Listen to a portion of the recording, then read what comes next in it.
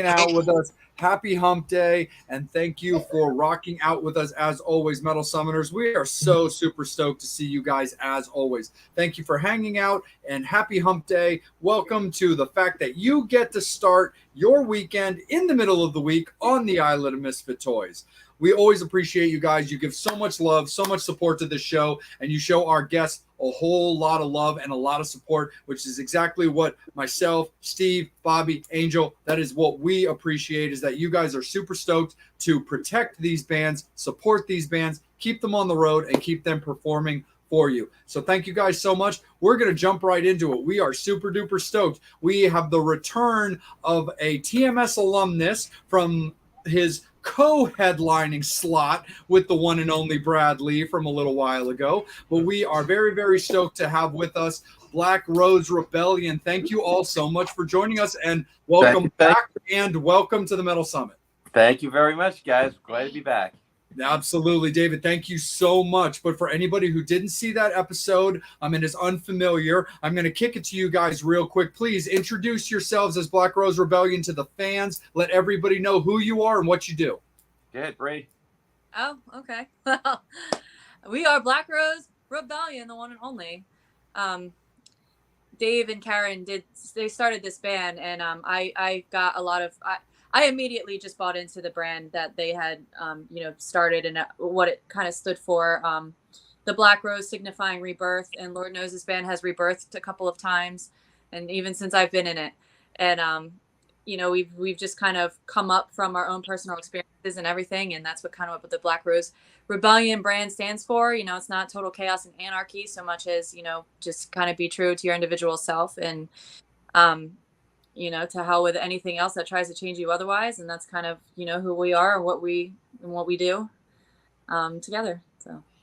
Absolutely, for sure. And so when it comes to the current status and situation, when it comes to the band, talk a little bit about like the rebirth, the camaraderie, the coming together of it, and why you guys felt that this was the time to really give it a heavy push, because we'd really love to know. It was pretty interesting. I had we had a previous singer that things didn't work out with, and I was kind of almost done with the music scene. It was really a big issue, and Karen and I were just kind of going to take some time off.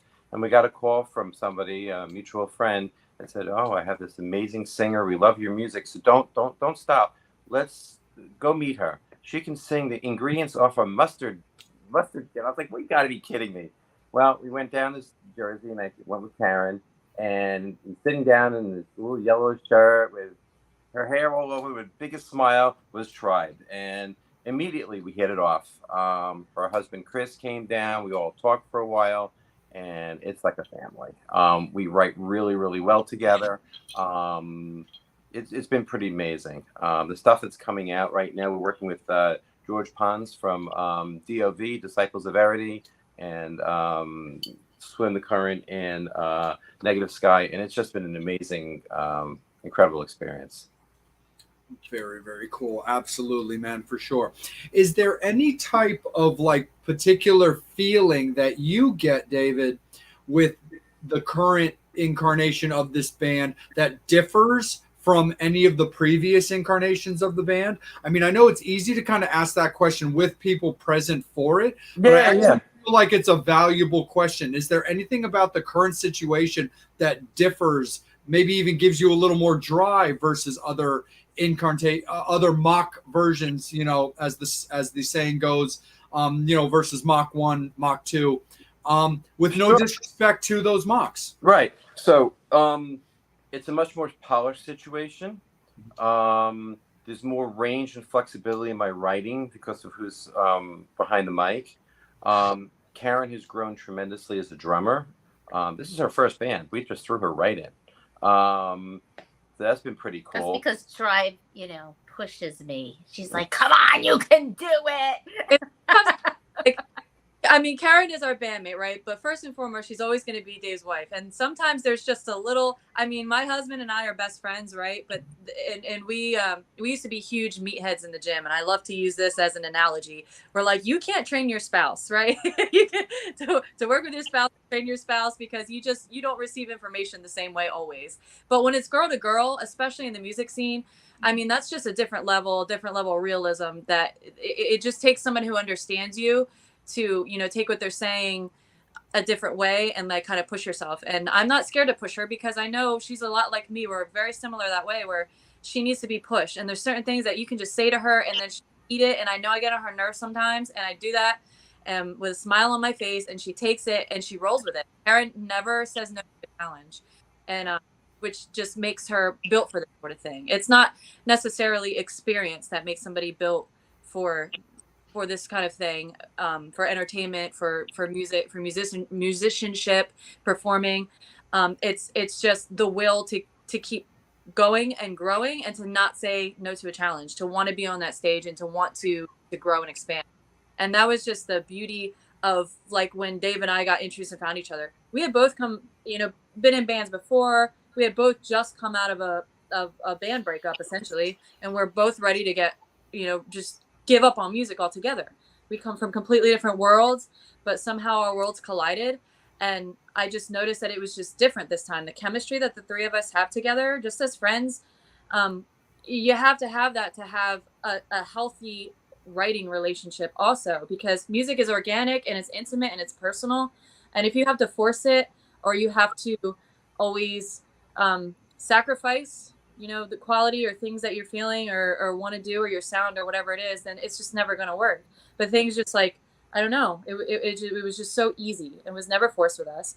And we just continue to bring out the best in each other. I tell Dave when something sucks. He tells me when something sucks. Redo it. And like we do that. No hurt feelings. Like we have the same goal and we know that at heart, have respect for each other, which is like the number one thing. Like if you're going to work together and create art, you know, you have to have that respect for each other and that friendship. And we have that, and that chemistry just like was so organic and fast. So it just made everything just that rebirth. Like, I mean, I feel 12 foot tall in this band now. And what the funny thing is it sounds so cliche, but it's a lot of fun. It's a lot of fun. I'm having more fun with this situation than I've had in my musical career so far. It should be fun, right? Fun makes yeah. Absolutely. Angel was laughing at one of our pictures at McDonald's when we went for, you know, after one of our rehearsals. That's kind of our thing. We really, we get along with each other and it's been great. So. That's awesome, man, for sure. So real quick, before I bring the guys in, Tribe, I have a question that I'm kind of directing specifically at you because I'm thinking about something a certain way. So being that myself too also comes from the music scene that is played in bands and stuff like that. Basically the question that I'm asking you is, how does it feel for you coming into a band that technically pre-exists? And what I mean by that is, like, myself personally, I love the music scene. My phone is always open for anybody that calls me. But as far as joining a previously existing band, I'm not overly into it unless I feel I can really connect to the music. Like Steve and Angel are both familiar with our alumni, Mark and Janet, who are very, very close friends of mine. I am very, very much into what Mark does musically, as well as the band that they have together. I would drop everything that I'm doing if they needed me to come out on tour to play for them. How do you, but for me, I need to really connect with a band that hires me or wants to bring me in, where I need to feel that music to really feel like I'm part of it and wanting to continue on and pursue. Since you've come into a band that has previous incarnations, is there a way that you look at a situation like that that might differ from a band that you built from the ground up? So I'm glad you asked that, because I feel like this is an important part of our branding and who we are as a band. When I came into the band, I had a lot of questions for Dave. We had a real quick initial conversation, and then we met up, and I couldn't tell you how long we sat there eating crab fries and drinking Coronas. I was drinking Coronas. They had a long drive. But just like hashing everything out, because I was so over being in a band. I was so over bullshit. And, yes. And just like people who kind of exactly where I was going with this question. And a lot of just, I was like, I'm going to go do my own thing, my own project. Like, I don't want to answer to anybody else. I don't want to have to coddle feelings or cater, like 100%. That's where I was at. when I met with Dave and Karen, Dave is just an incredibly easy person to talk to but we're very upfront with each other. So we had feelers out on both ends. I bought into, I was like, I love the name of the band.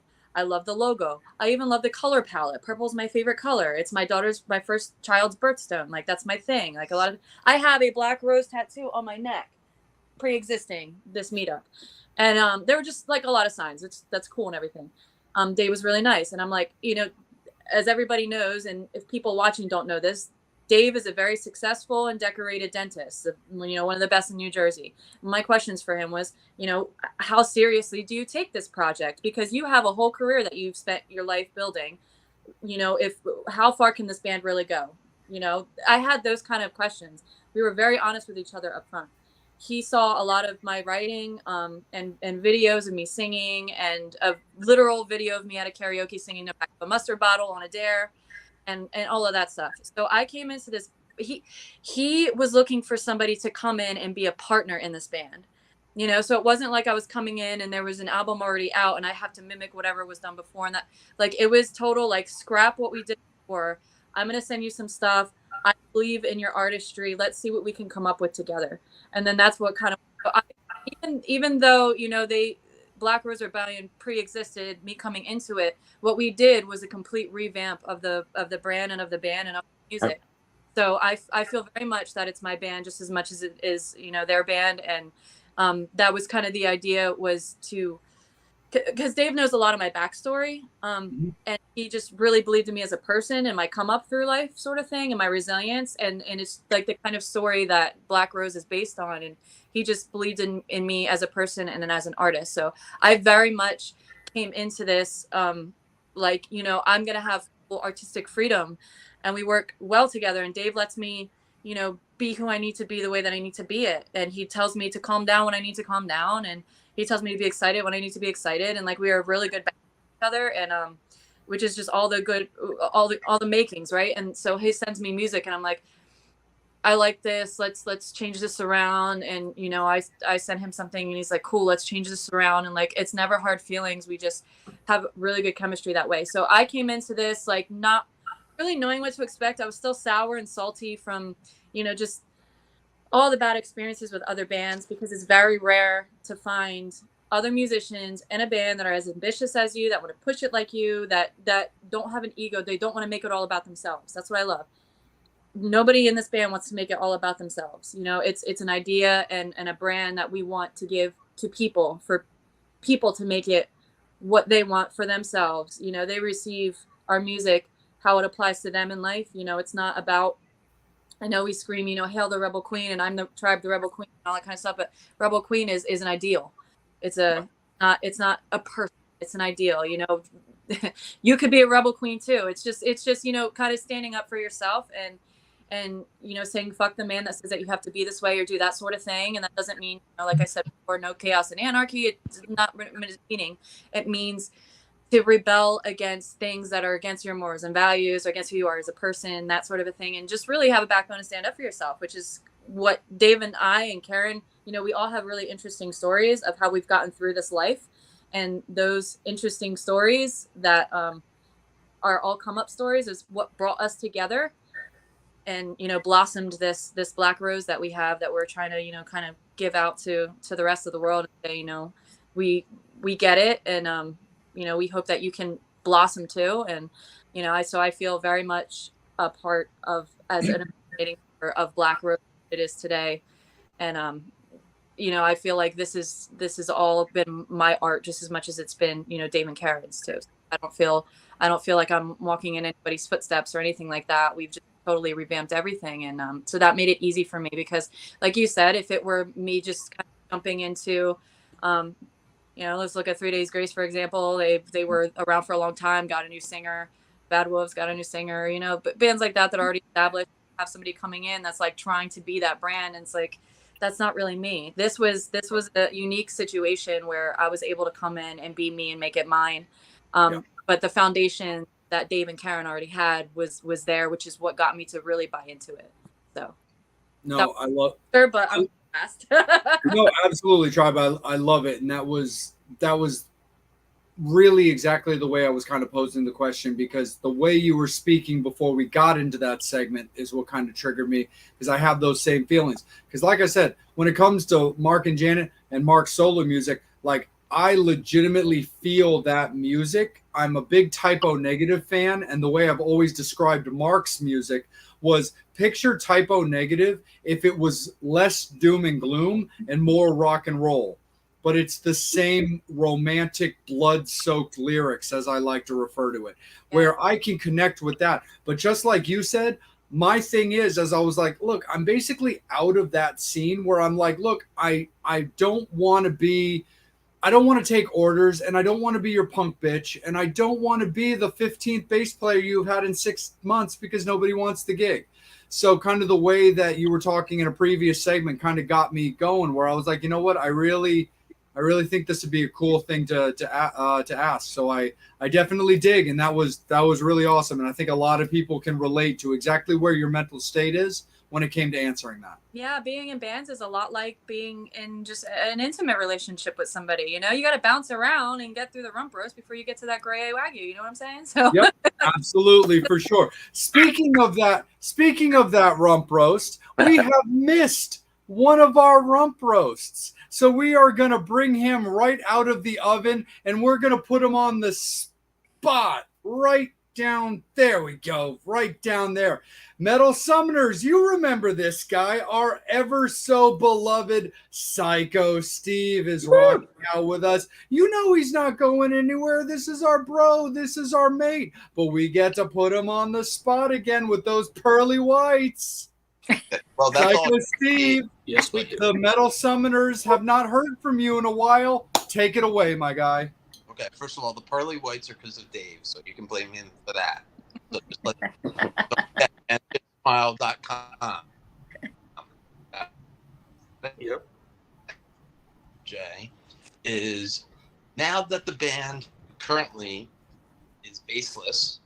Tribe, have you ever thought about picking up bass and singing also at the same time? well, thought about it. I mean, I've thought about doing a lot of things, but it doesn't mean I'm going to do it. I am very dedicated to just being a vocalist as my instrument of choice. I've thought about, I've been tinkering a lot with piano and trying to self-teach guitar and all that kind of stuff. But I'm not somebody who wants to be behind an instrument on stage. Maybe for like a couple songs that would be cool. But I get my thrill and just who I am as a performer and what I'm singing about by being hands-free and like interacting with the audience all over the kind of place. Karen will tell you she learned bass before she learned the drums. Wow. I did. But yeah, and for Brie, like when she's on stage, she has such a presence that an instrument would take that presence away from her. Like she just is like, she's like all over, and and then I just get, when I see her and I'm like, so then I just get all amped up. So it's part of that energy. I think an instrument to keep her still in front of a mic that would kind of mess up the whole vibe, you know. Okay. And now you guys said that you are recording. What could we expect from this album? Like if you were going to say it, does it sound like anybody out there, or is it just your own signature sound? Yeah, so what we've been told by some people that we're working with is we don't sound like anybody else. It's a mix of old school genres with a modern twist with Tribe's voice and approach. So some of the things that I've said about it is that we're a modern hard rock band, because it's just we don't fit into anything. It varies from song to song. The lyrics take on their own power that I write to. So yeah, we don't really sound like everybody else, but obviously for me personally, I've been influenced by everybody from Guns N' Roses, Stone Temple Pilots, Alice in Chains, AC/DC. So you'll hear all of that sort of stuff within the music that I put together. Yeah, there's a lot of influences. That's a good question, because a lot of people have compared vocals to a lot of different singers that sound nothing alike, and compared the music to a lot of different bands that don't sound anything alike. There's a little bit of this in here and a little bit of that in there, and I just think it's just telling of you know how vast we are in our musicianship, I guess is what you would say. Like all the inspirations that we draw from are across decades and genres. And two, as a band, like you know what you hear when you hear your music, but what other people hear when they listen to it, you never know what somebody else hears. They're like, oh, sounds like this. I'm like, oh, I didn't think of that.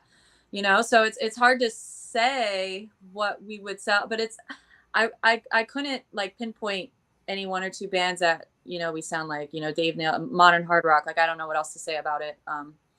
But everybody seems to have their own interpretation of what they think it kind of sounds like, I guess. But, yeah, we like that sensible, kind of a classic rock feel, but like modern edge to it, like Dave said too. So now yeah. I've been fortunate. Justin and I have seen you guys. When it comes to music writing, do you all take a piece of it and say, okay, I'm going to write the music, I'm going to write the lyrics, or do you all just get together and say, let's put something together and see what sticks?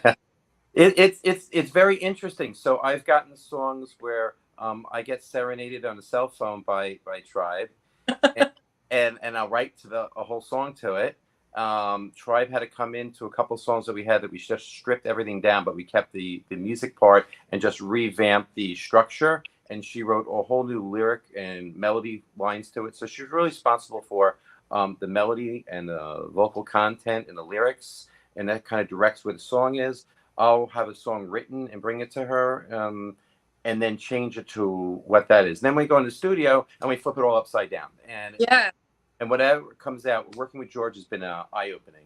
One of the biggest things I've learned in music is there's always somebody who knows more, has a different approach, and you have to be able to shush, open your ears and listen and grow as a musician and as a person.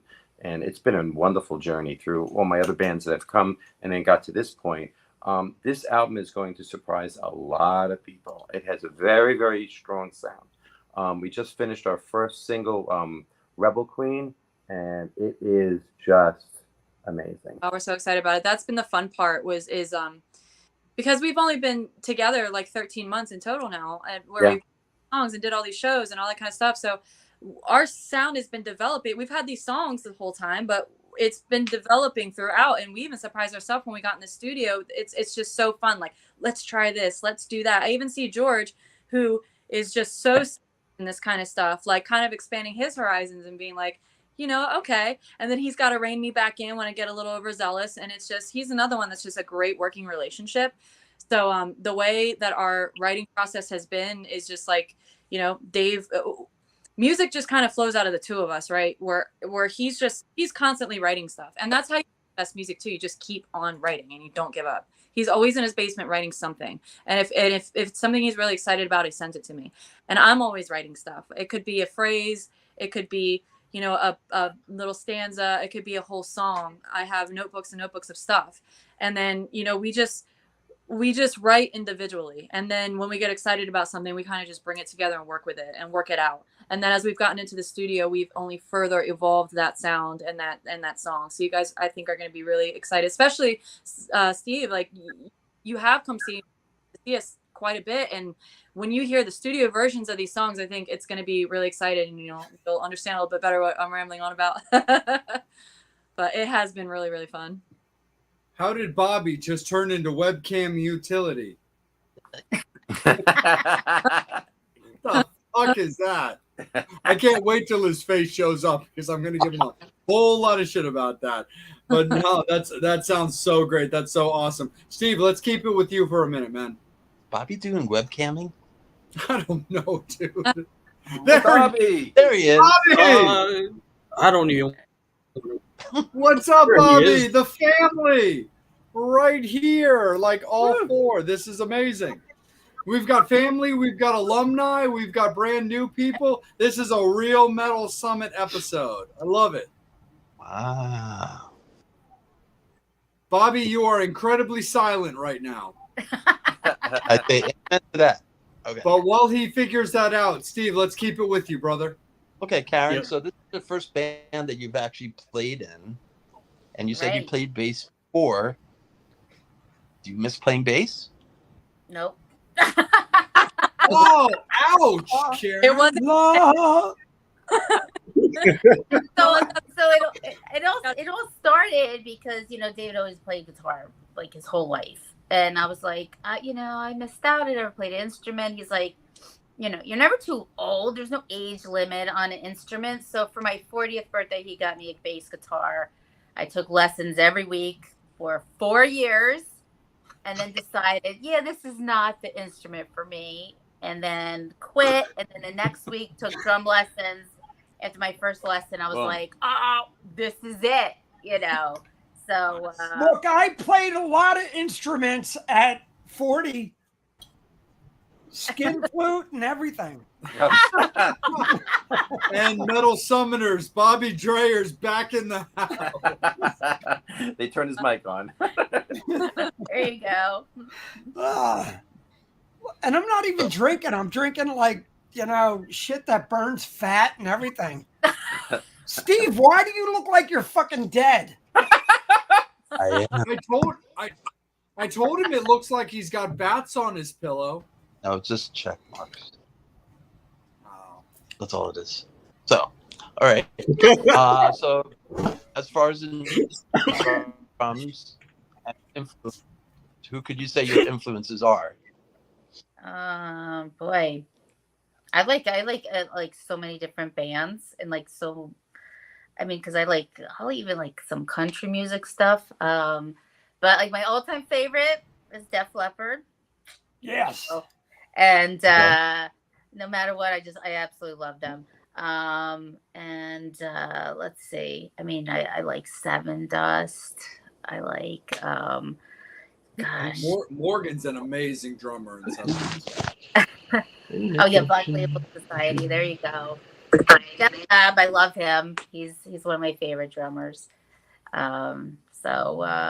Like all different styles. I just like listening to a lot of different music, and my drum teacher, who's in Tantric, he says to me all the time, he's like, you have to just steal from other people, like listen to different things and pick out what you like, and then you just practice it over and over again. So I'm like, okay, I'll just keep going.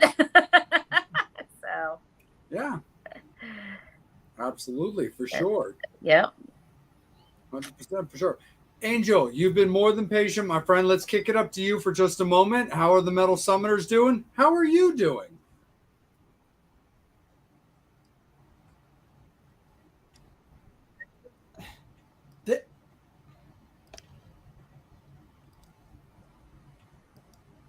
Angel, we still got you, buddy? Dun, dun, dun.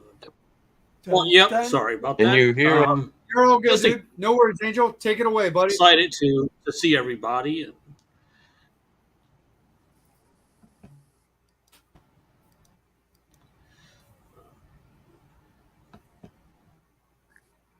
I think we're having a slight mic issue. The All right. Empress is back with us. Oh, Angel, yeah. Angel, we got. Wait, real quick, Bobby. Sorry, buddy. Angel, do we got you back? Angel. No, let's go That's to here. okay, Angel. Yep. Let's go to Bob. Well, it's all good. Angel and I have to kind of rock with each other each week because I think he and I have a slight delay between our computers. So the Metal Summoners will all attest to this, that there's always a slight delay between me and Angel. I think he's permanently frozen. Welcome back in. Bobby, take it away, bro.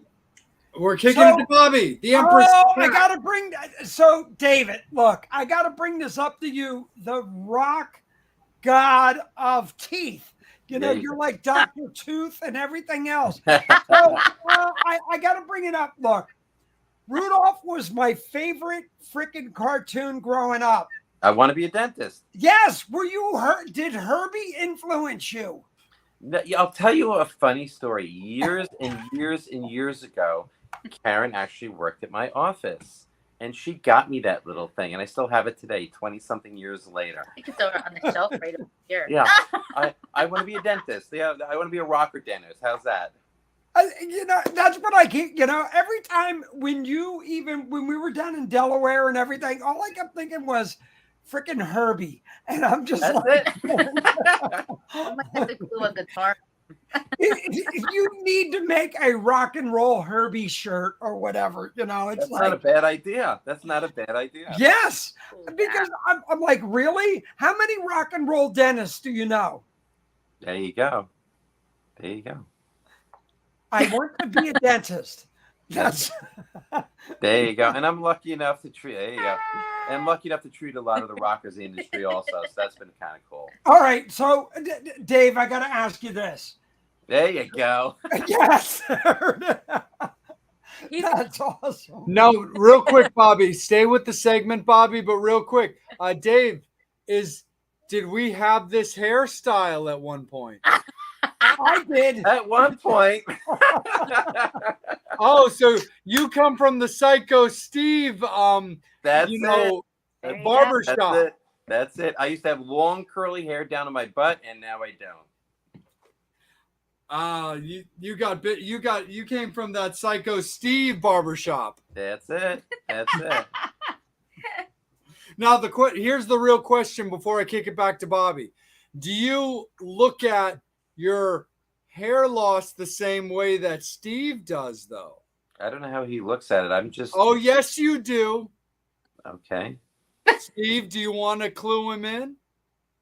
Hair today, gone tomorrow. Not quite. No, The but less- Steve, the- you need to repent. less- you know it all the fell less- out. The less hair I. Have The more head I get. Yeah. Oh, there you go.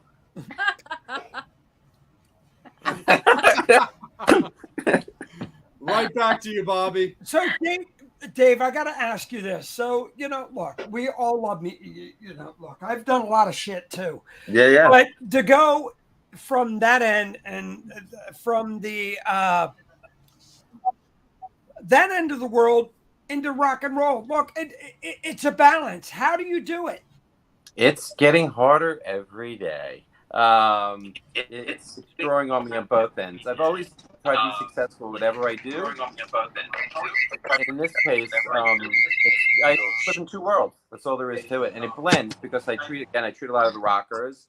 I love my music. My wife's in the band, so it kind of blends a little bit. That's awesome, though, and it's great. I love the fact that you know you're doing it. That you don't let your passion, you know, exceed your personal and professional life. That you still keep a little bit of you. We have to. Yep. It's got to be rough killing it in two careers, Dave, huh? There you go. Oh, yeah, you've got it so hard. Oh, I'm it's hard. stressed. It totally sucks to just be in demand like that. Oh, Listen, I am Poor loving it. bastard. And I have to really thank Karen and Tribe for giving me the opportunity to really fall in love with music again. It's really so been- Dave, real quick, the best and worst rock and roll teeth in the business that Oh. you with. Oh, I can't even say it. There's a Well, gentleman you don't have to mention the individual, but I'm He's just saying, totally gonna Jack o' mention Lantern the teeth. individual. Yeah, I've seen that. I've seen that, and I've seen people who just need a little bit of help and some moderate help, and yeah, the Jack o' Lantern teeth. Like, yeah, they're out there. They're out there. you know, you look at the ones who go out there and go, dude, you know, look, you can, you know, put the hair extensions in, but you know, that overbite isn't gonna like cut it. Yeah, I work wonders. Thank God I treat a lot of the cases that get referred to me by specialists where they haven't worked well with other dentists and they come to me to get everything fixed up. So I'm pretty good at what I do. Hey, Dave, did you ever tell one of the rock stars, go, you know, that could hurt a groupie? Oh, gee. I'm Yeah, just saying. That overbite could really, you know, look, that could cause a circumcision. There you Ouch, go. don't bite. We give them a mouth guard. Your mouth guard. The numbing guard. Num, num, num, num, num, num. The gumming guard. The gummy guard. Nice. That's awesome for sure. Real quick, Dave, since we talked a little bit about like, we've mentioned like previous projects and stuff like that. But and we want to keep this very much all about Black Rose, which we are. But to be honest, myself, Angel, Steve, and Bobby, we wouldn't be doing our jobs, considering you were on this show before, if we didn't at least bring up Tonal Crush for a second, where if you can simply clue the fans in on what the status is of that band, if anything. Yeah, it's on permanent hiatus. We're all friends, but I'm dedicating my heart and soul to this band. Sure. I love that band. It took a couple of different turns. And when we got involved with this, I just realized this project is just, it's very special. It's really special. Tonal is an amazing band. We had a lot of fun with it. But yeah, just things became a little unruly. So, Sure. Yeah. No, absolutely, for sure. And it's just something that, it's worth covering as well, because again, me being a BLE guy and Brad and I being very tight and working so many shows together, you were on our show. Steve and Bobby were both there for it. Yeah. With our beloved Ted Poley. Yeah, it was awesome. It was awesome. Yeah. But it's just not the right time, Absolutely. It was great, and now there's something totally different. 100%, brother. It's just kind of one of those things where we're like, oh, sorry, Bobby. I was like, yeah, it's just kind of one of those things where we just simply feel like, we owe it to the fans as an update, but no worries, brother. It's all good. Bobby, right back down to you. And then we'll really quick, David, before we throw it to Angel, I want to know what the difference is with the new band and Tonal Crush. Tonal was a little heavier, a little more metal. Tommy's voice had a much different sound, a little Queensryche-ish. This band is more mainstream. It's got a hard rock edge. What would you compare it to? This band? Yeah, and announce the name again so we can, get it all out there. Yeah, I don't really. You can't really. It's very different. It's just very different. It doesn't sound like anything. And again, like I said before, it kind of varies from song to song. Tribe has this huge range and a huge vocal approach to things. So each song has its own life. And that's kind of how I write also. I don't want this band to be stuck in one specific sound. So we kind of go for it on each song. What are you going for with this band?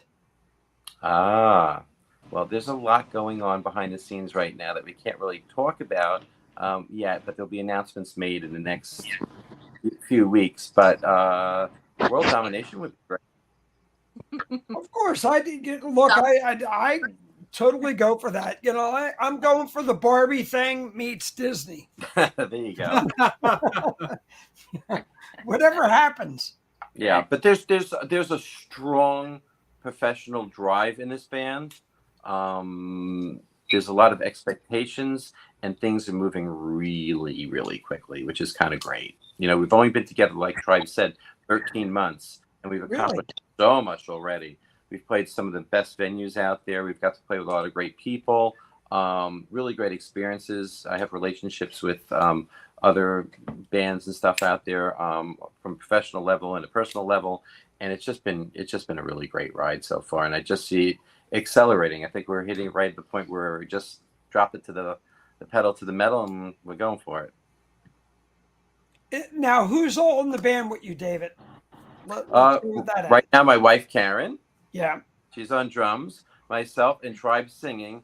We're actually looking to expand the band. We're looking to add a second guitarist. I've written a lot of tracks that require two guitarists, so we're going to be trying to look for a rhythm guitarist, and we're looking for a bassist to fill a position, which would be great. It's a great opportunity. There's a gay guy in Doylestown who does both. And there you go. But I'm not going to say, but he knows how to rock.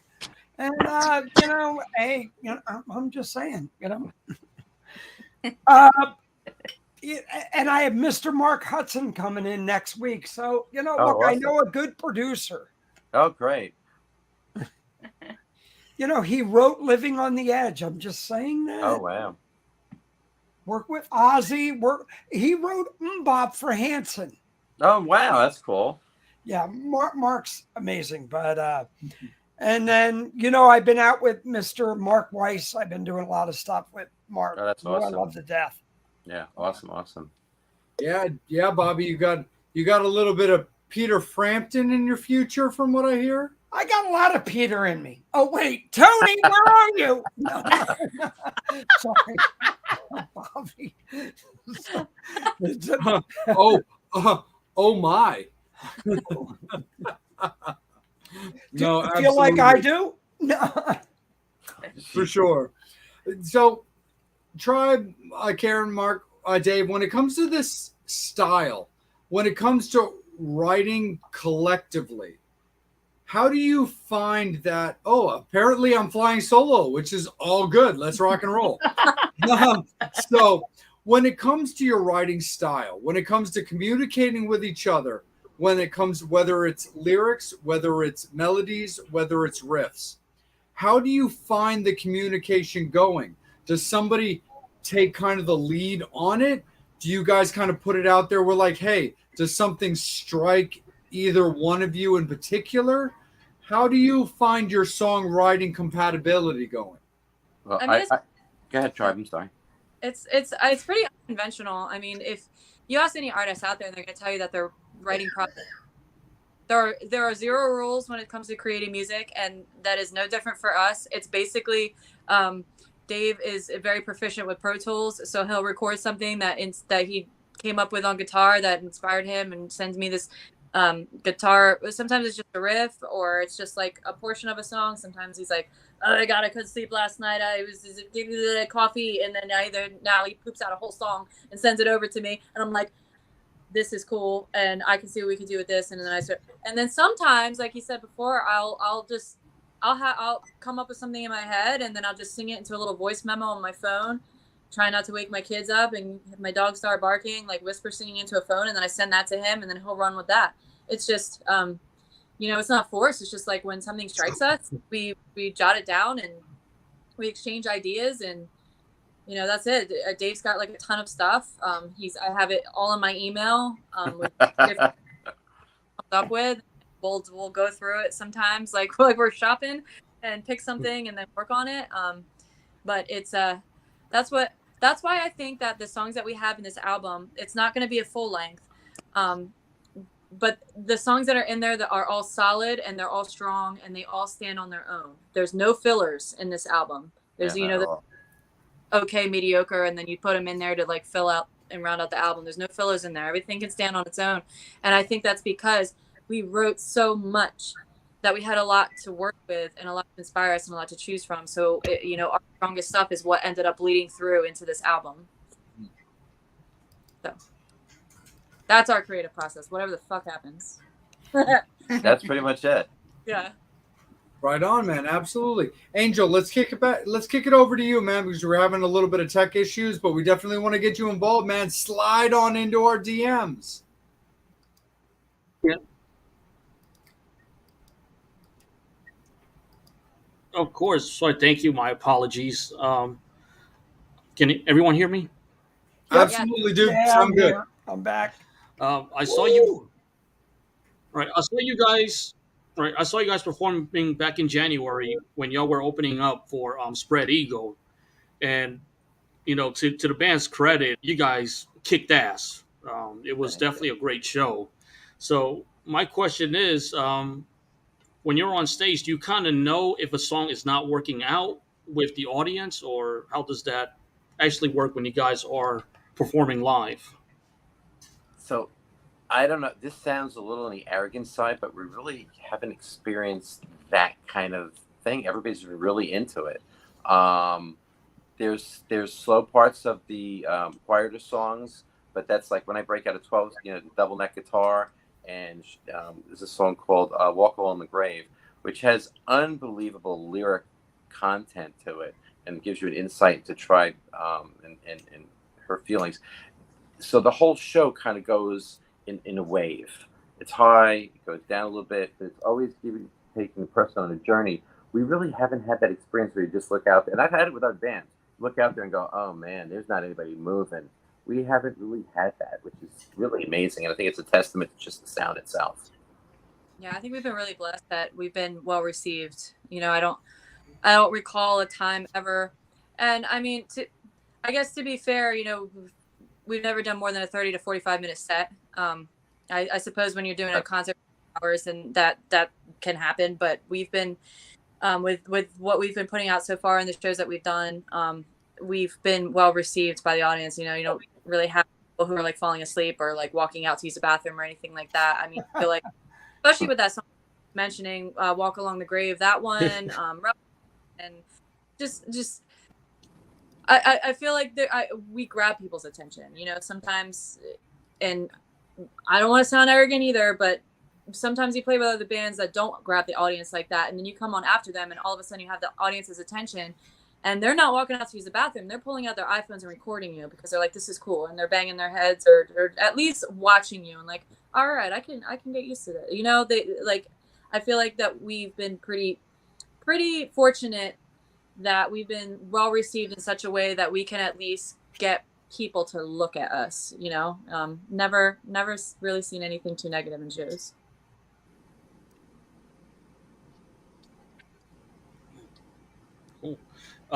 When you are recording, when do you know, okay, the song is done, let's not do anything more to it? Because we know that at times it could be easy to kind of keep working on a song over and over again. At what point do you know, okay, the song is done, we're not going to do anything else to it, it is what it is?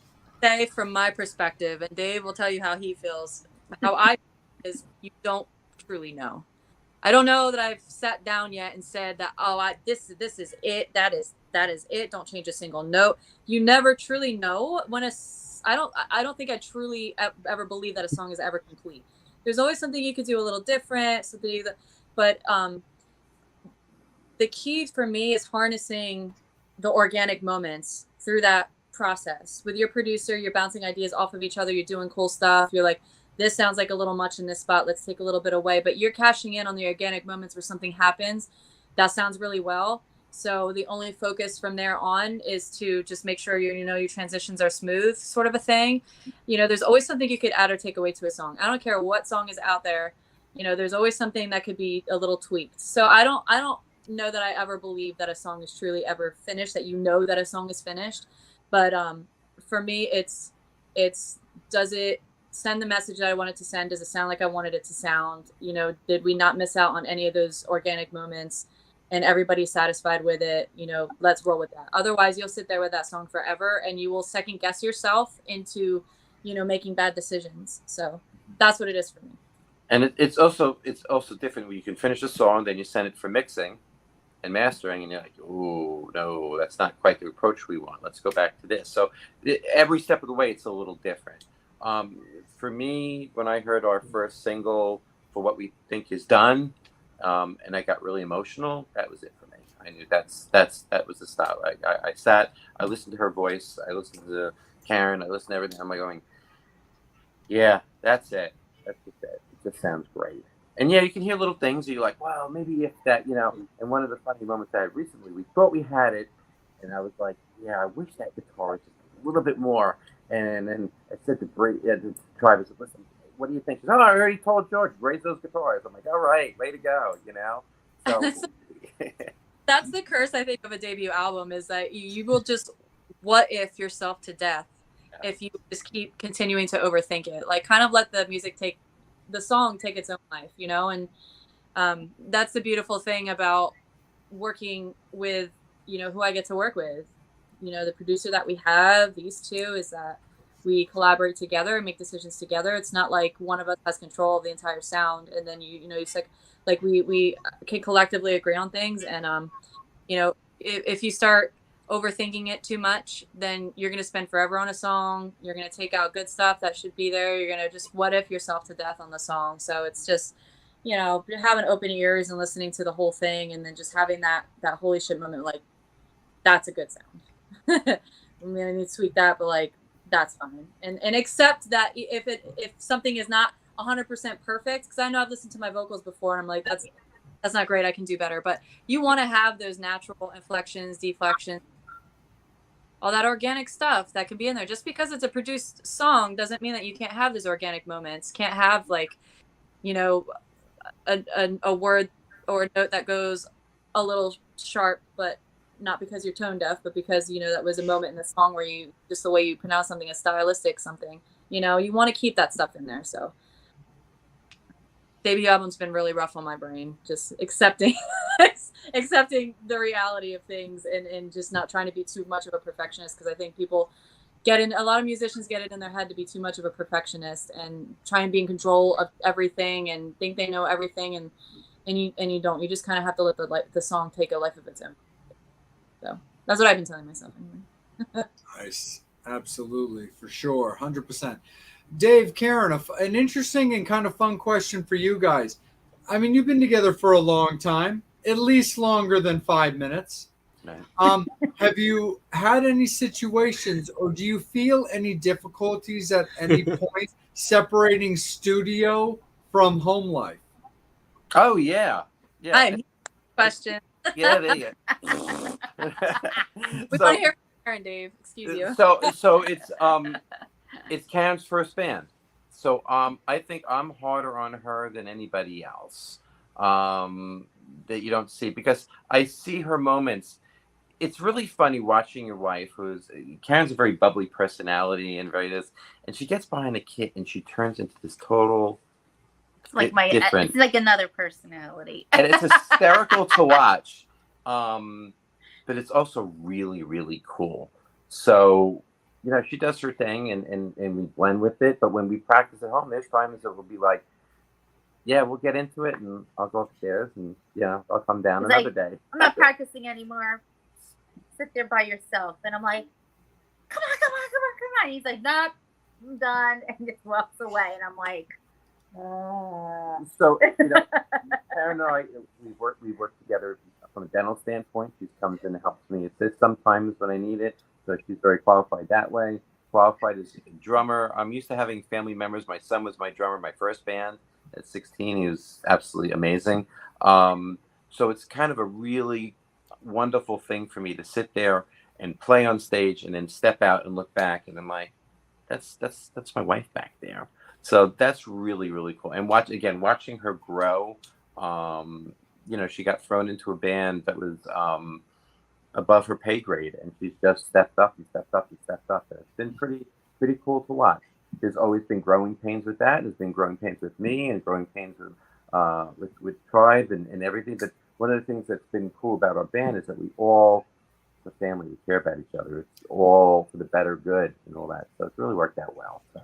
That's what I've always found to be really, really important when it comes to that kind of stuff, is if you do have people that have like maybe this much more experience or maybe just this kind of like disconnect where, there might be a situation where it's like, hey, you kind of lay into them. But I've always found it to be incredibly important that nobody's hand comes down faster to pick them up from the ground than the same people that knock them onto the ground, where it's obviously not in any kind of malicious intent. There's just an experience factor that comes with it. So I've always found that to be something very, very important. And I think that also is something that kind of gets lost. Like myself, even in my day job, being like the senior guy and kind of like the trainer, that's kind of the way that I've always looked at it. Like, look, nobody's going to knock you on your butt faster and harder than I will, but nobody's hand will come down quicker to pick you right back up, dust you off, show you where the mistakes were made, but build you as a person and as a performer. Cool. Yes. Yeah. So I always feel that that's like super So duper. Karen, I got to ask you this. Yes. Here we go. Here we go. I know- It's I the know Bobby. you- It's the Bobby. I gotta ask you real Yes. quick. You know what it is? Because look, Yes, I am the best. there's the coupling right here. So look, we've had Alex and Eddie, but who you guys remind me of a lot is, Karen and her brother, the Carpenters. Okay. Well, Karen Carpenter was probably one of the great drummer. most amazing drummers. Yeah, she was Yeah, yeah. insane. Yeah. Incredible. But you think about it. has this put a toll on your marriage? From my point, it's actually been awesome. You know, watching your wife grow into a total different person or interest on her own. It's been awesome, and then we get to spend more time together, which is great. When I was with Tonal, when we did a lot of the touring stuff, she wouldn't see me for weekends at a time. Now I drag her. I'd have to sell this. Hey, Karen, have you thrown a drumstick at him yet? No, they cost too much. Have you went, fuck you, Dave? No. I'm pretty Bobby, you patient. should know this better than anybody, that it's important to protect your wood. That's Well, it. There you yeah, go. well, you know, look, He's like, yeah. You know, yeah. Think about that, Dave. You know, look, I mean, I think it's amazing that the two of you, you know, it's very iconic that you see family members go out together. Look, we got the Nelson brothers out, you guys going out. Yeah, I love it. I love when I see family members playing together. Thank you. yeah, it's So- like, you know, it brings us together more just because, you know, it's another like, well, it's supposed to be like a hobby, and it turned into something more than that, which is great. You know, no stress. You know.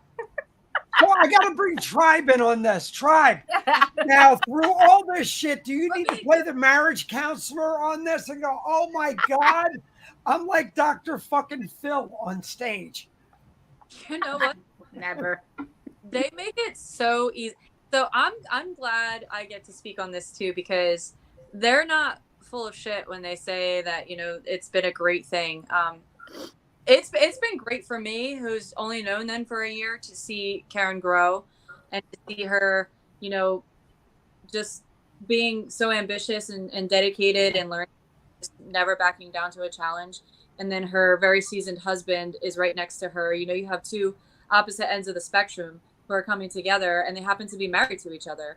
And what happens from that, you know, you can just tell that they're best friends. And it's great for me because I'm also very happily married with two children, and family and marriage is very important to me. It's not something that you see a lot of, Yeah. especially in the rock genre and music. I to go into a little bit of a dark place here for a second. I grew up in music on both sides of my family. Everybody is musicians. Okay. Band style musicians on both sides of my family. I never saw myself doing it until later in life, even though I always sang. But my father was always a gigging musician. Like he toured, did shows in Romania, Europe, everything when he was a teenager in high school in the 70s. And then, you know, still probably to this day, even though I haven't spoken to him in like 10 years, is probably still gigging. Well, my dad left a 20-year marriage with my mom for a groupie. And so that's something that's kind of always in the back of my head, why I never was really into the music scene, and why I never, especially after getting married myself, I didn't think that I was going to be doing it. And now here I am hitting the ground running, because I have this couple that I work with every day that shows me that this thing is possible. And I have a husband upstairs, I'm in my basement, who is our biggest supporter. And he's there with my cell phone, taking cameras and making little videos and like trying Chris to is awesome. videographer That's great. that he can He's possibly. like part of the band. And He just doesn't play any instruments. so it's just been really awesome being in that environment where you have, you know, a couple who've been together for so long, who are jamming together at different skill levels, but still have a middle ground and like work so well together. And then, you know, I get to see that every day. I don't have to break up any fights. You know, they're good at doing that shit on their own. I'll tell Dave when he's being a dickhead, and I tell Karen when he's being no. But I'm never wrong. they don't get a reason not to get in the middle of anything. There's never any like lovers quarrel stuff going on, or if they do, they don't bring anybody else into it. You know, they're just very good that way. And it's just given me a lot of hope that that's just another one, like 10,000 reasons why this band is just such a good fit together. And same thing, I have that same kind of marriage on my end, even though my husband doesn't play an instrument, but you know, he's our number one, our mule. I like to call him our mule, and he's our merch man, and you know, our social media guy, and like all kinds of stuff. So we just have good marriages on both ends, and I wish I had great lovers quarrel stories to tell you, but No, good for me. look, it's all fun. It's all about, this whole thing of, do you stand in the backfield and go, oh shit, here they go again? I just It's also funny when it comes to that kind of stuff, because a lot of that stuff is also incredibly important. I mean, we talked earlier and off the air about the fact that Angel and Joanne were at Spread Eagle and saw you guys play. Anybody who's familiar with Bobby, with what he does on social medias with Tony, you'll see that they'll do everything from politics to music to the Super Bowl to all that kind of stuff. Like, the funny thing is with me and Megan, the funny thing is her ex-fiance is a bigger celebrity than I'll ever be, but then she's also dealing with another public figure and being with me. But the thing that's also really funny about the way that Megan supports me is she'll kill for me, she'll fight for me, but there's also a certain amount of humor. And the one thing I've always told people about Megan's mentality, because this honest to God is how she would be, and she's sleeping right now, but if she was right here next to me, she'd be like, he's totally right. The thing that's so hilarious about her is, of course, Bobby, Angel, myself, Steve, we all want to make the show as big as possible. And there's always a funny thing when it came to her where she's like, dude, if you ever got picked up by like a Sirius XM or an iHeartRadio or anything to where us as hosts got paid to do this show, the thing that's so hilarious about Megan is she would literally look at me and she'd be like, babe, I am so proud of you. But let me tell you something. I can't believe that you tricked someone into paying you to talk to your friends. Well, we are like, look, Dave and Karen and Tribe, look, the four of us are like the effed up monkeys. We are four. You got Jay who fucking hangs upside down. Angel and me are just like, and then Steve. Look, we are, we're kind of like an insane asylum. That's the whole thing I'm going to basically say.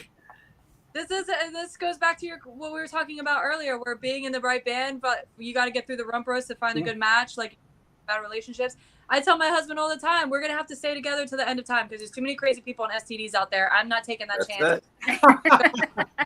There's crazy people in band STDs out there. Like, we're not gonna go floating around.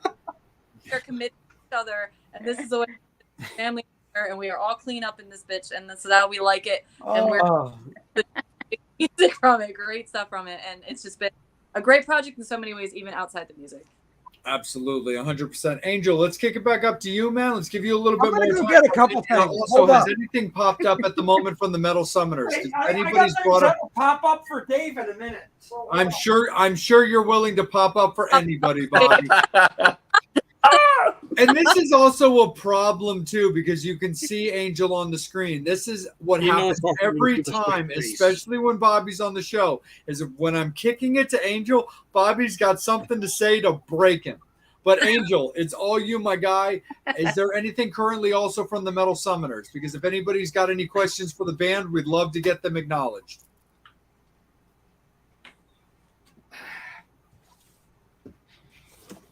I see. I'm trying to say this with a straight face. Good luck. I can't do we anything expect with a straight the record face. to come out? Wait, sorry. Yeah, sorry, Angel. Say that again, buddy.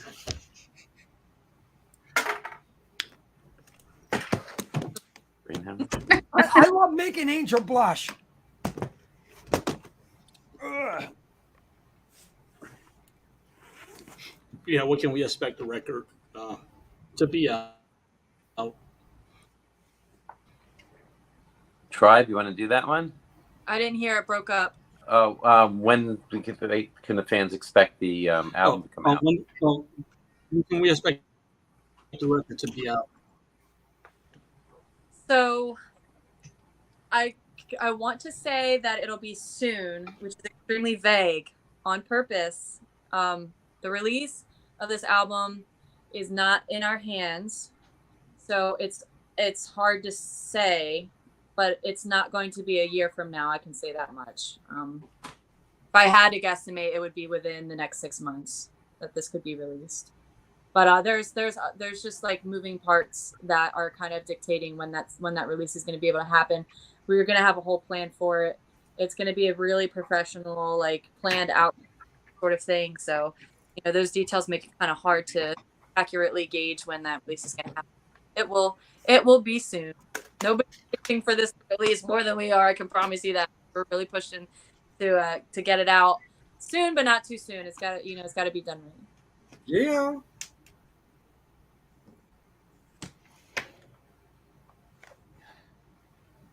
I guess let's talk about Bobby's favorite topic. What's your favorite when you perform? Yes.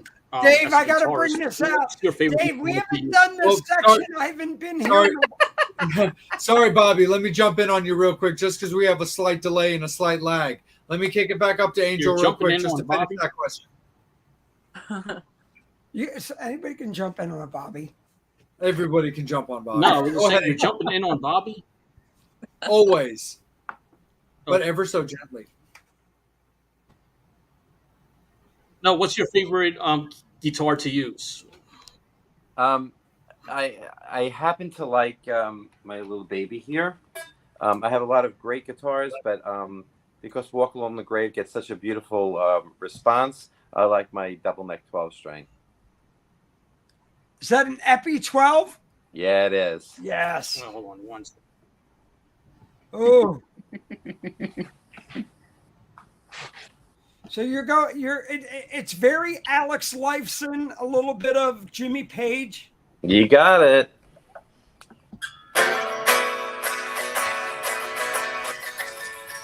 Ah, nothing like a 12.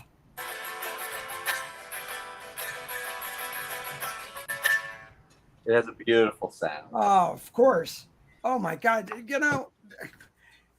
I love a man who could, handle his wood like that. There you go. And I Do got it one twice as time. much. So, Dave, I'm going to do a little section right here, and I've done it with a lot of people. We haven't done it in a while because I haven't been on the air. But Dave, how good do you know your wood? Real good. Really? No. I'm going to challenge you. So I'm going to be with a gentleman this coming Wednesday next week, which would be July 26th. Okay. And I'm going to show you an instrument I brought out to him. And he was like, he didn't even know. And he was like, couldn't figure out and I thought this was the aficionado of this instrument. And I thought he would get it. But how good does Dave, the guy who puts his hands in your mouth, know his wood? Yeah, there you go. So, Dave, I'm going to give you a couple hints here. This guitar, it's old, but it hasn't been in hibernation. Okay. Sometimes, it can do it'll do a lot of things for free, but not for all. Oh, wow. And, it might even scratch your cat. I was going to say it's a Ted Nugent type of guitar. Nice. 1968 Birdland. Turn it over and show the John Hancock, Bobby. Signed by Mr. Theodore Nugent. Awesome. Which I will be with Theodore on Wednesday. I'll be with him the whole day. Oh, that's awesome. So, yeah, and there's a video out. So when I brought it in, Ted, it was me and Jameson and Don. And Ted was like, oh, my God, that's a 68 Birdland. And I'm like, so That's beautiful. You have a great collection. I love my wood. There you Right, go. Tony? So here's the great thing about this. So I brought this in for Ted. This was my first Nugent show, Scream Dream, and Ted signed my shirt. Oh, how cool. I was like, I'm really blown away. But I'm going to show you something right now. So I was out at Winter what the fuck NAMM was it? Nobody even knows this year. Nobody doesn't know when Wham is going to be for like the last 2 years since the blackout, bud. Yeah, So yeah. this is my newest baby, and I got to thank Mark Minarak out in Arizona. So he built it took about a year for him to build this guitar. It's based on Alice in Wonderland. It's Holy cow. 12 string. Bigger. There There you go. How cool is that? Oh, that And, is cool.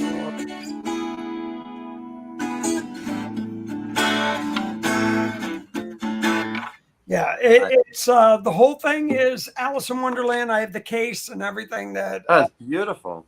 Yeah, it's gorgeous. I mean, he did it, and amazing guitarist. Now, the thing I'm going to say, and I don't want to offend Mark or his dad, but I met with him, and if everybody knows, you know, Tony, my partner, was the author of the Americans with Disability Act. Tony's last name in Portuguese means rabbit. So this is Alice, this is rabbit. The reason I bought it because it's the rabbit going down the hole, and Alice here, the white rabbit, everything. The other really cool thing is Mark, who I love, amazing luthier, everything. He's built basses for Lemmy and everything. Mark has Asperger's, he and his dad, and I have a niece with autism. But Mark is probably the most detailed person I've ever seen in my whole life building guitars. And, you know, look, I love him to death. He gave me a bass. I have a guitar in there. Shit he's done. Check him out, Mark Minarak. Cool. This is probably the most incredible thing that he did. Intricate. Yeah, I mean, wow. It's and right here. So we were out at Rockin' Pod, and I got to give a huge shout out to Delana Novascott. Delana from Vane. Yep. Delana built me this amp. Oh, wow. Which is a kitchen sink. We are calling it the Pride of Kitchen Sink. It's all the Pride colors, everything. It goes from everything from a Plexi to a Vox AC30. This thing will kick your ass across the room. She just sent me this, and amazing luthier from Third Power Amps. So yeah. Very cool. Other than that, Dave, what would be that guitar? If you could have a guitar, one guitar, what would it be? I'm a PRS guy, and I have an Ultra 10 top, but I would love to do an artist edition, have them make it from scratch. That would be my ultimate. But other than PRS, I mean, what would be that guitar out of the box if you said, fuck, this is the one that I want to play? 59 Les Paul. I know you got one. There you go. No, wait. Just go in the other room. Uh-oh. You just got him started. Oh, He's going to show a lot of wood. There you go. Oh, beautiful. Originally 59. That's incredible. Holy cow. Look at that. Yeah. I got to thank my buddy Rob when I bought this, Rob at D-Town Guitars. When I bought this, I didn't realize, I mean, I knew what I was buying. My accountant fucking hates me, but then I told him, I'm like, look, you know, this. It's an investment. Investment. Oh my God. I'm like sitting here going, I thought holding Tony's wood was old, but you know, I mean, this is a 59. He was born in 42. Wow. Beautiful. But, Dave, I'm telling you, you plug this in and put it in your hands. Oh my God, this thing will make you, you know, I'm just. We're a family show, Bobby. Yes, we are. Yeah. It's got a thicker neck than a black. When man. do we become a Let's just- family show? Yeah. Yeah, I and there's nothing like a 59, but I do have a 54 and a 55 back there. Wow. Holy Dave, crap. I'm just saying, if you need a rhythm guitar player, There you go. Bobby's really attracted to them 50s. Nice. well, He 70s, likes that 80s, 50s whatever. Yeah. You He know, likes my that own thing 50s is, neck wood. is thicker wood. look, Dave may put his fingers in your mouth, but I can put them other places. Yes. Absolutely, for sure. Boys, I feel like I'm sitting in on a first date. Can we calm down here? Look, That's awesome, man, for sure. like I said, look at Angel. I love watching how many colors I can make him turn by the end of the Poor night. Angel. The funny thing is, Bobby, I need to kick it to him because I know we've got fan questions that want to get asked because I've seen them.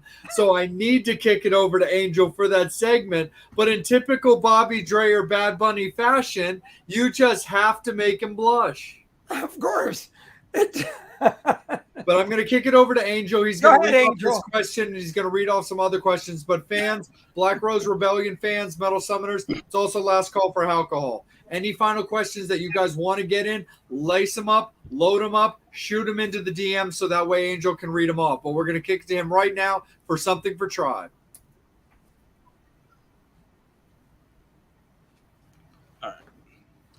What mic do you prefer using? So I have a wireless and a wired Shure SM58. Not terribly expensive, just a really solid cardioid mic that has not failed. It sounds so awesome. I've even brought it to rehearsal a couple of times, and it just the sound difference with that microphone as opposed to just kind of any other house mics, it's just like night and day. I mean, you just have to be a little careful getting too close to like the cymbals behind or the bass, because it does pick up those frequencies very easily and you will clip very quickly. But it's just a really solid microphone. That thing has always sounded great. Like I said, it's at a really good price point. If you're not playing like huge arenas or something, like that's the way to go.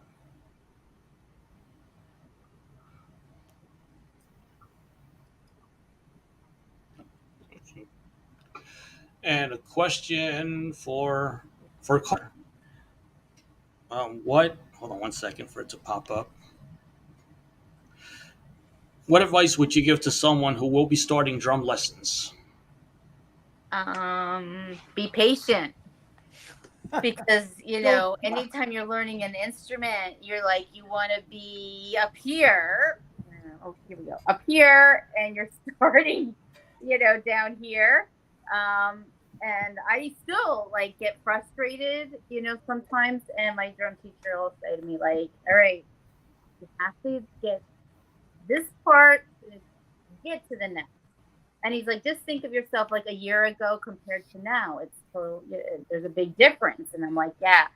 So, and it's just a matter of like, you have to say to yourself, I got to practice every day, and there's days where I'm like, I don't really feel like practicing. I'm tired. I don't feel like, but once I start practicing, then I practice for like 2 hours, So, that's, I would say the main thing is you have to be patient because you're not going to learn instantly. But the more time you put into it, just the quicker you'll learn and be able to excel.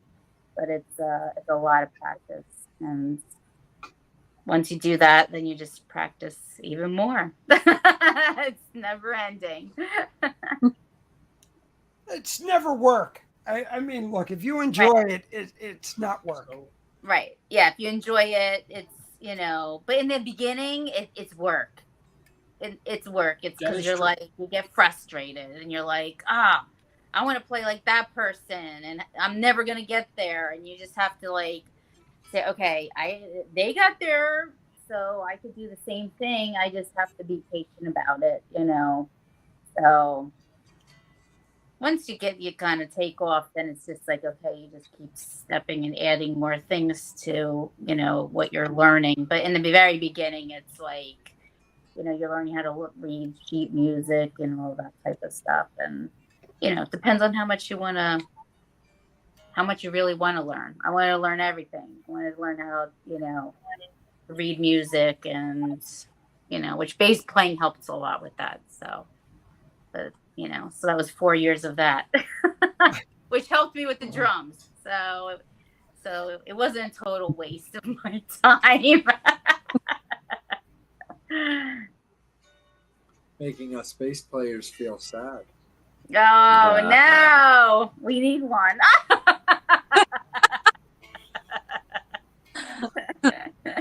For sure. Absolutely.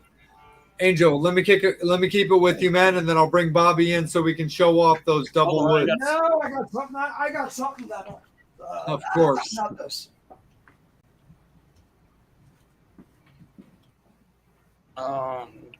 Question from. Wait. Sorry. What story have you most enjoyed telling through your music? It's a question from your daughter. Oh, there you go. I guess it's a family-oriented show. When I write, I like to tell a journey, a story. My other bands, I wrote a lot of the lyrics. I love sitting back and watching and listening to Tribe tell a story. So I think that's more in her realm, right? It's what would you say? Walk Along the Grave is like your most personal journey that you experienced with singing the song? My most journey today, but it worked because I know that you went through your personal.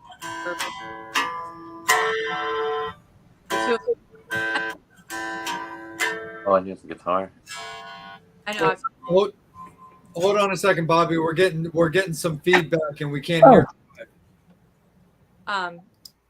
Walk Along the Grave was a song that I wrote. Well, I was inspired by a trip that I went on with my husband to New York, and I was walking through a literal graveyard, a really, really old one, the kind where like you can barely read some of the stones and all that. And there was just such a mix of people buried there, old people, infants, families, soldiers, just all kinds of different, and it was just really inspiring to me when I started thinking about my kind of own journey through life.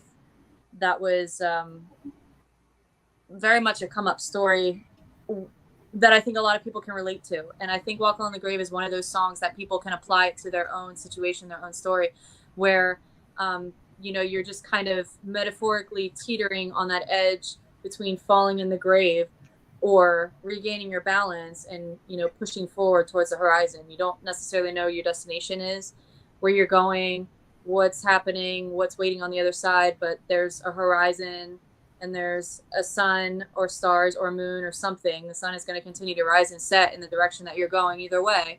And you can either choose to, teeter and fall into the grave and that's it, or you can push on and persevere. So it's very much a come up song. And that's a story. That's that rebirth of that Black Rose. I mean, Hail the Rebel Queen. It's a really upbeat, fast paced song.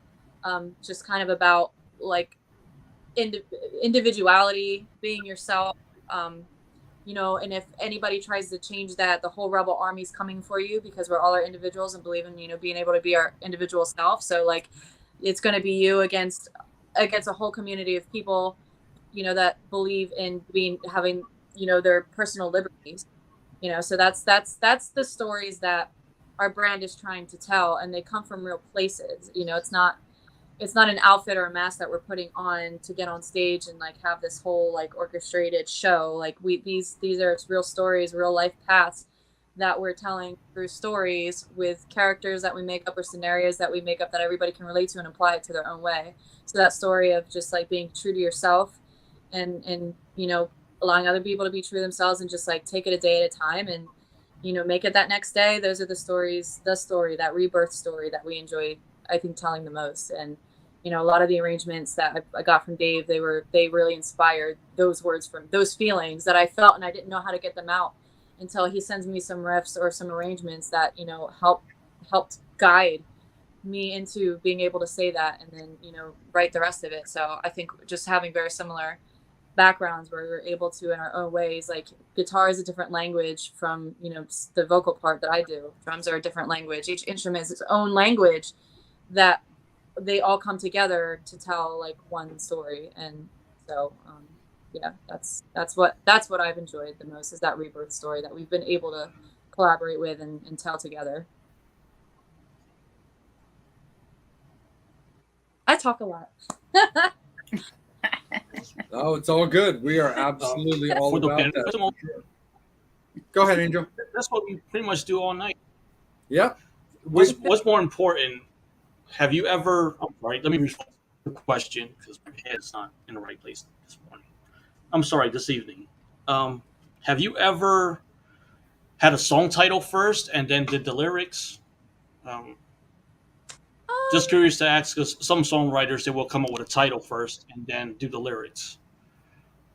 So yes, I don't know that I've done that with the songs that we have right now that we play live in our show. But that has been pretty common for me. Like I have notebooks of stuff where like a song title will strike me and I'm like, oh man, I gotta write this up. And then so yeah, that's definitely happened before. And sometimes it's like a first line of a song that will inspire like the entire rest of the story to come out. And then sometimes that was the case with Rebel Queen. The first line, "She demands her roses are all painted black," is the first lyric in that song, and that just like snowballed the whole rest of it. And sometimes it's been a chorus that inspires the title, or a title that inspires a chorus, and then the rest of the song comes from that. So this all depends, but that's definitely happened.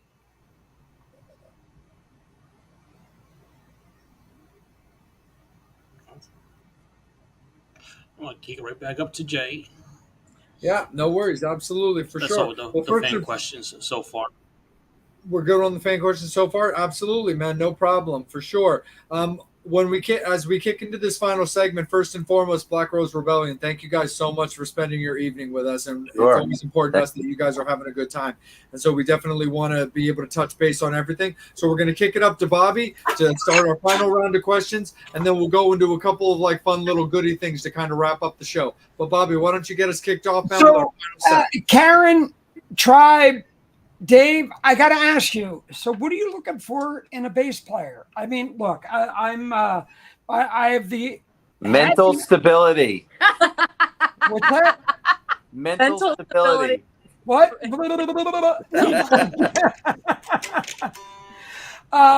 No, really. I mean, you know, there are so many iconic. And look, I'm a guitar player. I have my background, but I've been a bass player for years, and I've had the honor. And these guys know I'm very close with probably one of the most iconic bass players around, Dougie. Sure. Mr. Dougie Pinnick. Sure. And other than that, so this bass was given to me by a good friend of mine, Mr. Chip Zanuff, which is Oh, wow. Tom Peterson's 12. Tom, yeah. So, but you know, the guy who played 12, but I love bass, and Doug has been my mentor for years. Oh, wow. On everything. He, Tom Hamilton, Geezer, God, you know, Mikey, you name it, from Getty all the way down. Look, I love guitar, but there are bass players who just blow my doors off. Sure. You know.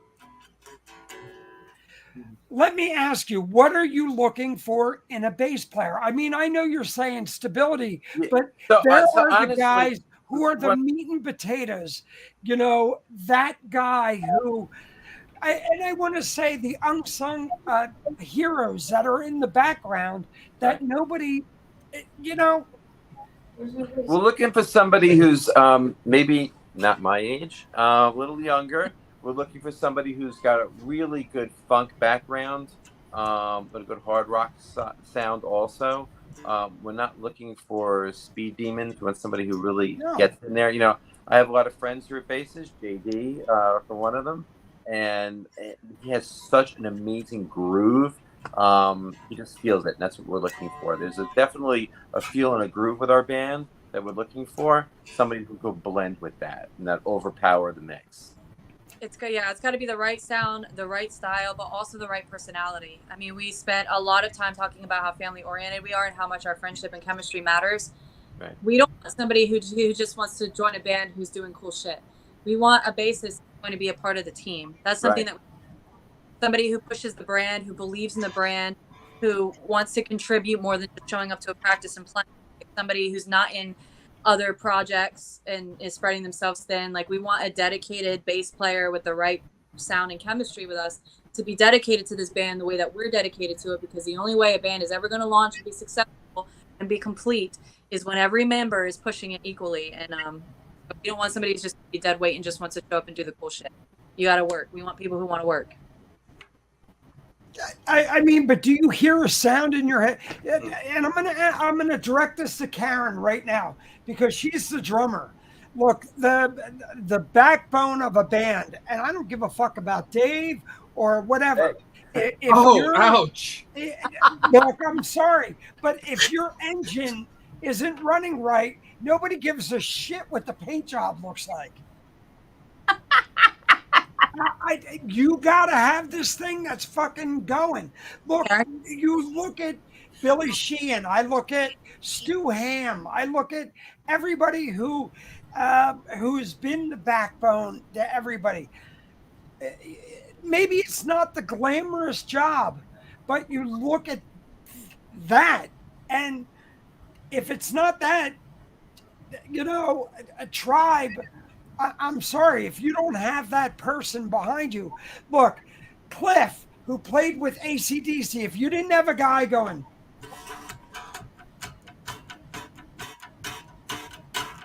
if you can't do that, you suck. Right. You need that to make Angus sound good. You're right. It's not about him going wheedly bullshit. We I can't definitely do that. don't want a bassist Yeah, that you're right. sucks. I can't. You need the Cliff Burton. You need it's the I was gonna engine audition. behind the machine. You don't even know how it's tuned. Can't argue with that. Here, hold on. I gotta say something. Angel, if you can tell me what this string is. What is this string when it's played open? That's what an A note? string. Yeah. You guys a new bass player. I tried. It's an E string, baby. E Sorry, string. guys. I tried. They took us by audition for Black You Ghost. tried really Black Ghost hard. Rebellion. Yes, I did. It just got awfully That was the hostile worst. in this bitch all of a No, sudden. The next time I'll I'm audition, just kids saying. will be worse than me.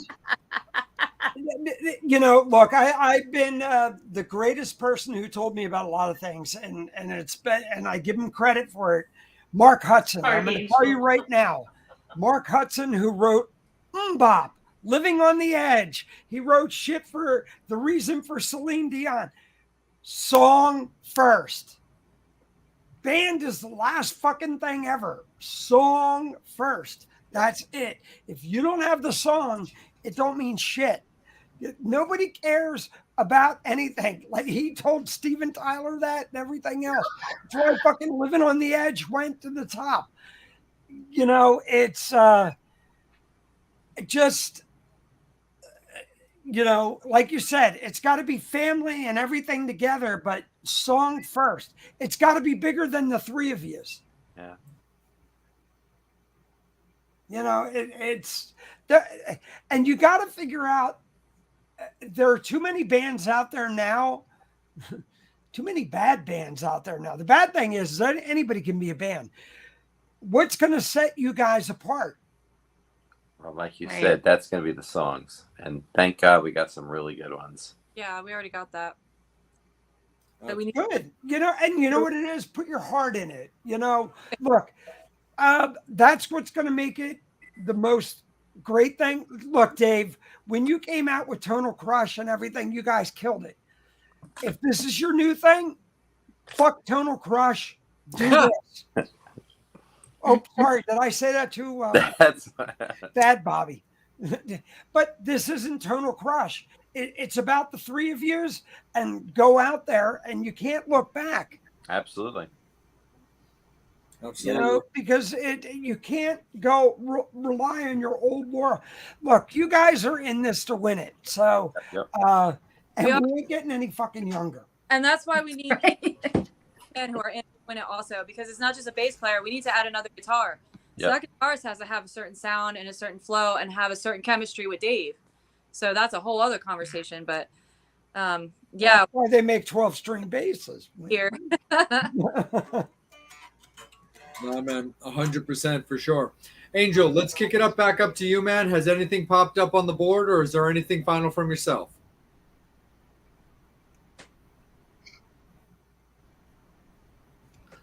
Nope, I'm just happy that I can say when Black Rebellion makes it say, I did audition for that band. It was for 1 minute, but hey. Boom. You know, hey, before we go, I just want to look, thank you for your guys, time. You guys Great are to meet you looking guys at on throwing the in. show. I would more focus on bringing a member in who you're comfortable with. Look, there's been a lot of 3-piece and 4-piece bands. Dave, look, never underestimate your ability. Oh, I know. And maybe a 4-piece will push you to a different level than you ever been. Because when you're with somebody else, you're relying on them. You don't need to be the greatest guitar player. Look, I was just with Peter Frampton this weekend. Peter's not a shred guy, but look at the shit that he played that went through. Melodies. Dude, it's all, and if people can walk out of there singing, da-na-na-na-na-na, da-na-na, you got it fucking made. Right. You know, don't worry. He's not Wheedly. Nobody needs him anyway. Whoa. That's what I'm saying. If you bring a bass player in who's going to hold the bottom end with Karen, and the two of you can look at fucking Dave and fucking Eddie, early Van Halen. I'm like, ugh. Yeah. And look, if you look at it, everybody goes, "Oh, Ed." You know, I'm going. Ed didn't play a lot of complex shit. Nuno is the same thing. Nuno doesn't play a lot of complex shit. Everybody goes, "Oh, what's he doing?" It's all mute. It's his thing. Right. And it's only Nuno. Yep. 100%. So if you can work with a Tribe and the two of you can balance out something there, dude, I wouldn't fucking worry about another person. Focus on your bottom end with Karen. You know, I need a bass player who's gonna, you know. But sometimes it's that compatibility. It's that power. It's that second type of fulfilling sound. Though. Yeah. So the reason why we're looking for a second guitarist is I've written a lot of multiple tracks on the album. We've expanded the sound. It sounds phenomenal. I need somebody to help add those pieces. Otherwise, we're not a band that's going to be putting out a lot of recorded tracks while we're playing. Nobody wants that. Nobody wants that kind of shit. On having somebody I can balance out what my ideas are, or having two pieces blending, it gives a bit of bigger sound. You know what the great thing is? I don't know if you guys look. The three of us had the opportunity, and I love this guy a lot. His name's Tyson Leslie. Tyson is keyboard player for Vixen. He does Rare Hair and everything. Tyson's probably one of the most multi-talented person around that I know right now. He and Paul, who plays with Winger. You know, maybe you need a guy who's a little bit of everything in the background, not just, but you know what I'm saying? The guy who can be that keyboard player and do this and just be there. Right. And just focus on it. Look, there's been a lot of bands out there that have 4 members, but they have the side guy The who's extra guy. there. The and. And it's never a bad thing. It's never a bad thing having a side guy. Absolutely. They're Never. the ones where you can I've call never the shots. personally had a side guy, but okay. Yeah. Well, it's kind of like a rent boy.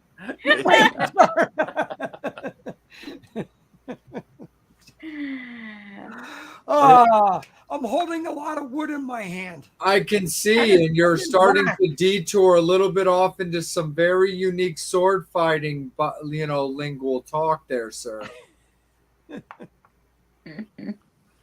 Sorry, Angel.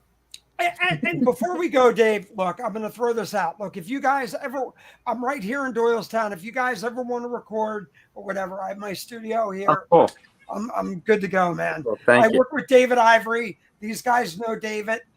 I have access to an SSL console and everything else. So whatever you want to do, yeah, Awesome. Thank you.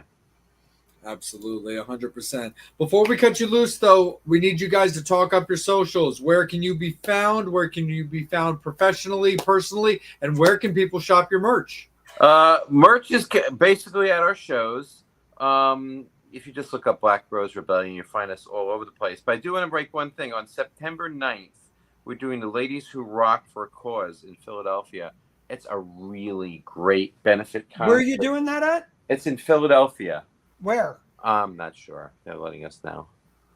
But it's a you can look it up on their website. It's a really amazing cause. They're trying to raise money for women with suffering from breast cancer. So I just want to put that out there for everybody. Ladies Who Rock? Yeah, Ladies Who Rock for a Cause. Nice. Absolutely, for sure. And so, Metal Summoners, thank you guys so much for sure. And real quick, before I completely wrap it up, because I want to give everybody the opportunity to talk about what they've got going on for future projects, I'll kick it off. This coming weekend, I've talked about it on the previous shows as well as on my own personal socials. I'm going to be involved with Maryland Championship Wrestling. They're doing a huge weekend festival. It's basically their WrestleMania, and they brought me on to help promote, as well as also kind of do a little bit of personality, but also for anybody who is going to the show, which is in Joppa, Maryland, which is in Harford County. I've also recently gotten approved to also have a vendor table as well. So there'll be a lot of opportunities to get your Metal Summit on between like merch, photos, guitar picks, all that kind of fun stuff. So I want to thank Dan McDevitt, but especially also Dennis in particular as well for inviting me on to be a part of this event. I really, really appreciate everything that they've done for me, the support of the show, and of course, congratulations to everything that they've got going as they celebrate 25 years. It's a huge milestone for that company, and they've really done it correctly and worked very, very hard to keep it afloat over all these years. Various venues, various locations, and lucky for me that their home base is now across the street from my house. So yes, not having to drive anywhere. So I absolutely love that. But MCW, Maryland Championship Wrestling, David with Dennis, thank you so much, man. And Dan, thank you so much. Look forward to seeing that. So it's Joppa, Maryland this weekend. They've got the Shane Shamrock Memorial Cup on Saturday night, followed by Fan Jam Sunday morning and early afternoon, and then the Legacy Live event on Sunday evening. Bobby, do you have anything going on at the moment, my guy? Oh, yeah. So I'm going to pull out a couple things right now. Next Wednesday, I will be with Theodore Nugent at the Keswick Theater. July 30th, I will be with, oh, yes, that guy and his band, Mr. Boy George Culture Club. I will be with them shooting Berlin and Howard Jones. August 3rd, I will be with my buddy, Mr. Doug Pinnock, and the guy at Sellersville Theater, King's X. 4th and 6th, I will be at MetLife Stadium shooting Metallica. 7th, I will be shooting Pink in Washington, D.C. The 8th, I will be in Reading with Living Color and Extreme. Corey. Yes, yep. Corey Glover. September 2nd. September 2nd, I will be shooting the opening night of the last tour, Peace Out Tour, with Aerosmith in Philadelphia. Nice. 17th of September, we'll be shooting at Merriweather Post Pavilion for the last show of Kicks down there. The 18th and 19th, I will be in Philadelphia shooting for Pink. The 27th, November 1st, I'll be shooting at Disney with Hanson. 18th of November, I'll be shooting Mammoth WVH with Nina Strauss. And then on December 2nd, I will be with my favorite band in the whole world that started my whole ball fucking rolling, and their encore. I will be shooting Kiss on their last show, Madison Square Garden, there. And December 4th, I will be recording at Electric Lady Studio Nice. with Mr. Gene Simmons. Wow.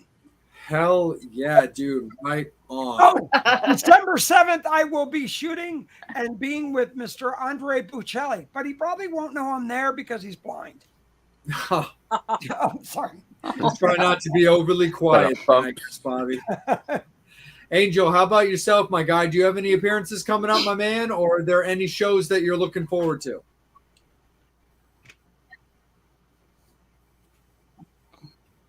Landis Theater. I'm supposed to be at the Landis Theater July 29th as one of the judges for a Battle of the My Bands. birthday! For what? I'm the worst judge. Hey.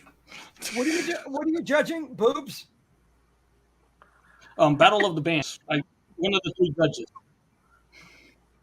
Well, who are the bands? No, I'm not judging those. I have no clue. Whoever makes it to the final round. Good. Just tell them Angel. don't suck. Angel will be the executioner. Yeah. Nice. Absolutely, As man. long as, You get to as do it's that, not, you know. as long as it's not New Kids on the Block, I won't have to do that. Oh, dude, you know you love your If Backstreet it's New Boys. Kids on the Block, I'm really have to kick their ass. No, I don't. Yes. No, I don't. She's just kidding. I love Well, Backstreet absolutely, Boys. for sure. Well, Metal Summoners, we can't thank you guys enough. Rebel Army, Black Rose Rebellion fans, we can't thank you guys enough for tuning in and rocking out with us this evening. And, of course, Black Rose Rebellion, period. Thank you guys for joining us this Thank you evening. so much. Find us, because I don't think Dave gave our website. He got sidetracked, but Yeah. blackroserebellion.com. You can find us on Facebook and Instagram and TuneBubble and TikTok at Black Rose Rebellion Rocks. And stay tuned to our social medias. That is a big hint because we have a big announcement coming up that's going to answer a lot of further questions about merch and new merch and album stuff and a lot of things. So stay tuned. Black Rose Rebellion Rocks on Facebook and Instagram and TuneBubble and TikTok and YouTube. And Women Who Rock for a Cause on September 9th. Again, it's on Academy Road. The website in is right below. Philadelphia, not far away. You know, if you go to the website, we'll post that as well. They're saying discount tickets are available right now, and they're going to announce the bands. That's Awesome.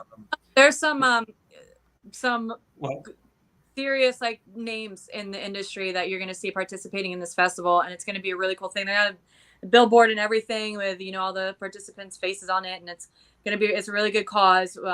And some artists that you're going to be familiar with are going to be there, so definitely check it out. That's awesome. That's We're great. super duper stoked at that. And, Karen, Dave, Tribe, the biggest thing that matters to myself, Angel, Bobby, Steve, is that you guys had a good time. You felt that this was worth it. You liked your questions and that you felt that this was a quality way to spend your evening. And as long as you feel that way, that's what matters to us. Thank you so much. It is awesome. It's fun. Love you guys. Fun. Awesome. Appreciate you guys so much.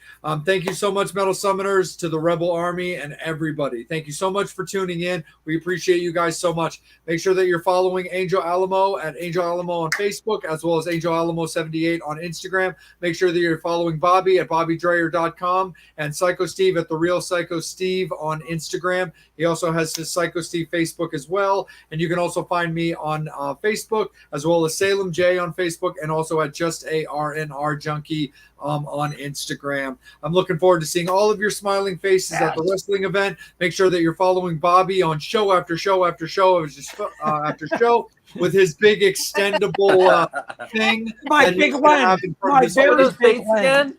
And make sure thank that you, you're Mr. Mark Weiss. You know, the decade that rocked. We check him out. Everything. You know, I got to throw it out there to Mark. You know, look, he's been the man. He's been the man, absolutely. And make sure that you're following Angel on his socials for the shows that he's appearing at and supporting him at the Battle of the Bands. On behalf of Black Rose Rebellion, we appreciate them so much. On behalf of the Metal Summit, thank you guys as always for tuning in and watching us. Guest announcement for next week's episode will be coming up over the weekend, and we look forward to seeing you guys next week and having a great episode as always. Again, thank you guys for supporting this show. We keep rocking it out every week because of you guys. We will see you guys real soon. Lots of love to Black Rose Rebellion. Lots of love to you Metal Summoners. You guys take care. We're going to take care. Have a great weekend. Take care of each other, and we'll see you guys in a week. As always, you've been watching the Metal Summit. Oh, can you stay on for one moment, guys?